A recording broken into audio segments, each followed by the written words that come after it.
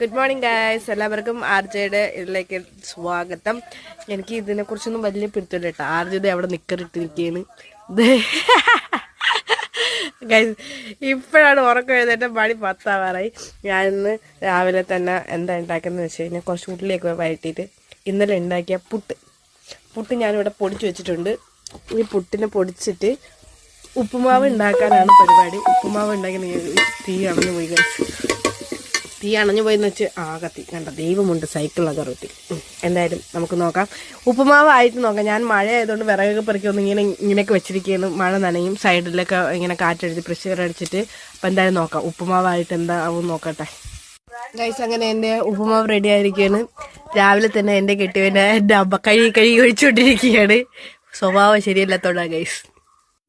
അങ്ങനെ എൻ്റെ പുട്ടിൻ്റെ ഉപ്പുമാവ് എന്താ പറയുക റെഡിയായി.